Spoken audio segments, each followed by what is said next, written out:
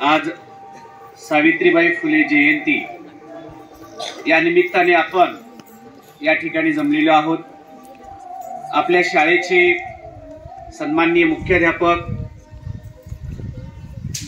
तसंच सहकारी शिक्षक अकलोड सर, काकडे सर, अंगणवाडीच्या शिक्षिका संगीताताई, कमलबाई आणि या मंचावर बसलेल्या वयोवृद्ध आपल्या आजी आणि आजच्या या कार्यक्रमाला प्रमुख अतिथी म्हणून उपस्थित असलेल्या आराध्या राठोड, त्याचप्रमाणे आपल्या शाळेच्या मुख्यमंत्री आणि सर्व मंत्रिमंडळ यांच्या उपस्थितीत हा कार्यक्रम संपन्न होत आहे। मित्रांनो, सावित्रीबाई फुले यांच्या ज्या पद्धतीचा जो संघर्ष होता आणि त्या संघर्षाच्या वेलीला आलेले सुंदर सुंदर फुलं, सुगंधित फुलं म्हणजे तुम्ही सगळ्या ह्या इथं बसलेल्या लेकी मुली, आणि या मुली कशा पुढे शिकत आहेत।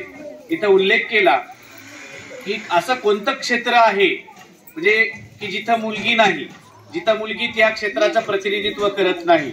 म्हणजेच आज सर्वच क्षेत्रामध्ये मुली पुढाकार घेत आहेत, त्याचं प्रतिनिधित्व करत आहेत। ही खऱ्या अर्थानं आमच्या सावित्रीमाईची कमाई आहे असं म्हणायला हरकत नाही।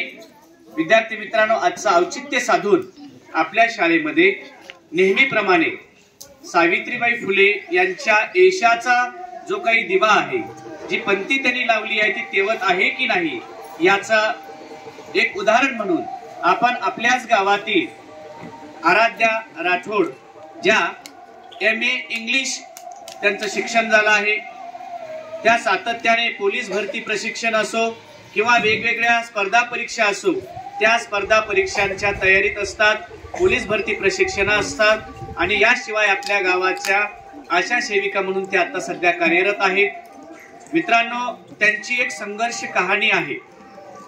ती कहाणी आपण आज सावित्रीबाई फुले यांच्या जयंती निमित्ताने आपण ऐकणार आहोत।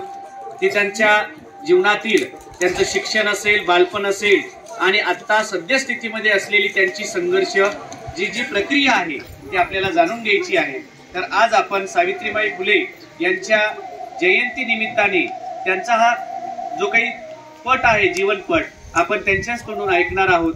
ही कहाणी याच्यासाठी आहे मित्रांनो, त्या तुमच्या गावच्या आहेत, आपल्या तांड्यावरल्या आहेत, त्या MA इंग्लिश शिकलेल्या आहेत आणि एक स्त्री बघा इतकं शिकते आणि इतक्या खंबीरपणाने त्या संकटाला तोंड देत आहेत। ही कहाणी आपल्यासाठी प्रेरणादायी आहे। आपण अनेक पुस्तकं वाचतो, पुस्तकातल्या कहाण्या वाचतो, पण आपल्या आजूबाजूलाही अशा कहाण्या आहेत। आपल्या आजूबाजूला एक आजी बसलेली आहे, यांच्या सुद्धा एके दिवशी आपण मुलाखत घेऊन त्यांची सुद्धा कहाणी आपण ऐकणार आहोत। त्या सुद्धा एक स्त्री आहेत, त्यांची सुद्धा एक कहाणी असू शकते, आहे की नाही। पुस्तकातल्या कहाण्या ह्या इतरांनी कुणीतरी लिहिलेल्या असतात, पण प्रत्यक्ष जगणारे माणसं एक कहाणी असतात। अशीच कहाणी आपण यानंतर पुढील भागामध्ये ऐकणार आहोत। यानंतर आराध्या राठोड यांचं स्वागत करण्यासाठी मी सादर आमंत्रित करतो शाळेचे मुख्यमंत्री कोमल आणि सांस्कृतिक मंत्री पूनम, या दोघींनी त्यांचं पुष्पगुच्छ आणि एक पुस्तक भेट देऊन त्यांचं स्वागत करायचं आहे।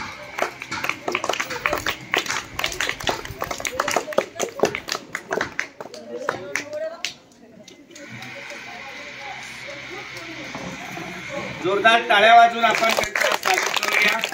विद्यार्थी मित्रांनो, ही आपल्याच गावातील एक महत्वाची व्यक्ती, मला सुद्धा माहित नव्हतं की या MA इंग्लिश झालेल्या आहेत, अतिशय उच्च विभूषित अशा आहेत त्या, आणि त्यांच्या त्या शिक्षणाच्या बळावर त्या पुढे संघर्ष करत आहेत। हे सगळं त्यांच्याच तोंडून आपण ऐकूया।